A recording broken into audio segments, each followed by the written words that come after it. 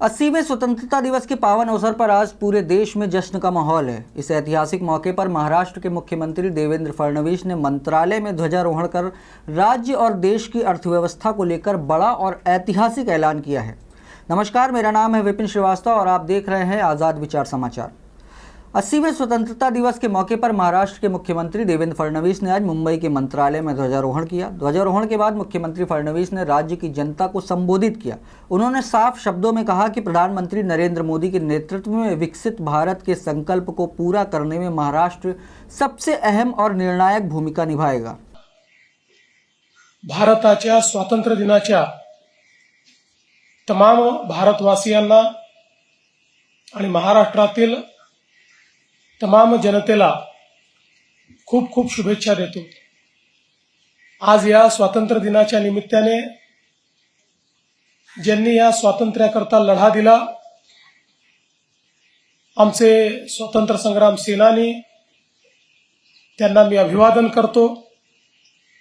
आमचे क्रांतिकारक ज्यांनी या देशाकरता बलिदान केलं, त्या सर्व क्रांतिकारकांना मानवंदना अर्पित करतो।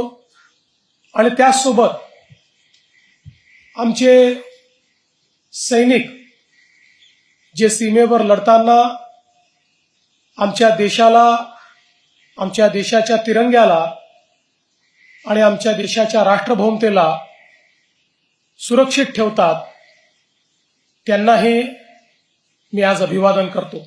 स्वतंत्रता दिवस के मौके पर राज्य को संबोधित करते हुए सीएम फडणवीस ने महाराष्ट्र की ग्रोथ पर जोर देते हुए कहा कि आज देश सबसे बड़ी अर्थव्यवस्था के रूप में मजबूती से खड़ा है। चालू वित्त वर्ष की पहली छमाही में राज्य ने लगभग 8.8% की शानदार विकास दर दर्ज की है। फडणवीस ने जोर देकर कहा कि भारत आज दुनिया की चौथी सबसे बड़ी अर्थव्यवस्था बन चुका है और पिछले 12 वर्षों में 25 करोड़ लोगों ने गरीबी रेखा को पार किया है। गेली 80 वर्ष या देशाने केलेली वाटचाल ही अनेकांना थक्क करून सोडणारी आहे।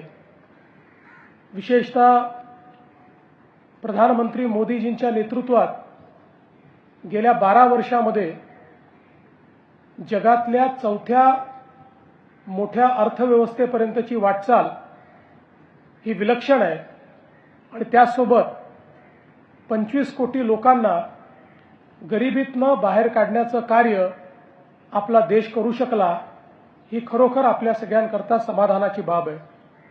मुख्यमंत्री ने ऐलान किया है कि महाराष्ट्र आज पूरे देश की स्टार्टअप राजधानी बन चुका है। राज्य में सबसे ज़्यादा विदेशी और घरेलू निवेश आ रहा है, जिससे युवाओं के लिए रोजगार के नए अवसर पैदा हो रहे हैं। इसके साथ ही अत्याधुनिक एजुकेशन सिटी का निर्माण भी किया जा रहा है।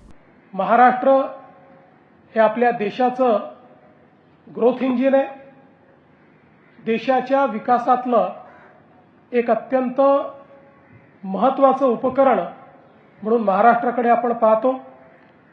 छत्रपती शिवरायांनी जी शिकवण दिली, त्या शिकवणीवर आधारित आणि भारतरत्न डॉक्टर बाबासाहेब आंबेडकरांनी जे संविधान दिलं, त्या संविधानाला अनुसंगून महाराष्ट्र सातत्याने विकास करतोय। आज देशातली सर्वात मोठी अर्थव्यवस्था म्हणून महाराष्ट्राकडे पाहिलं जातं।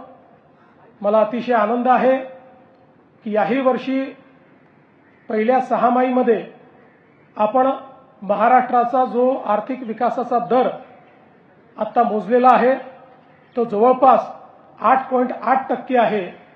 आणि विशेषतः आपण जो प्रयत्न करतोय की प्रत्येक जिल्हा हा ग्रोथ इंजिन झाला पाहिजे, त्यामध्ये जवळपास 13 जिल्ह्यांनी आपलं टार्गेट पूर्ण केलं आहे आणि इतरही जिल्हे त्याच पद्धतीनं विकासाकडे अग्रसर आहेत। विकास हा केवळ काही टप्प्यांमध्ये नाही, तर शेवटच्या माणसापर्यंत पोहोचवण्याकरता मग गडचिरोली असो, पालघर असो किंवा नंदुरबार असो, अशा प्रत्येक भागामध्ये विकास पोहोचवण्याचा प्रयत्न आपण करतोय।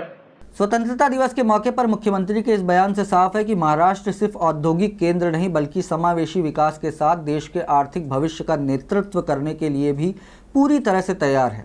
80वें स्वतंत्रता दिवस के इस पावन अवसर पर देश और महाराष्ट्र के लिए यह एक बड़ी और उत्साहवर्धक खबर है।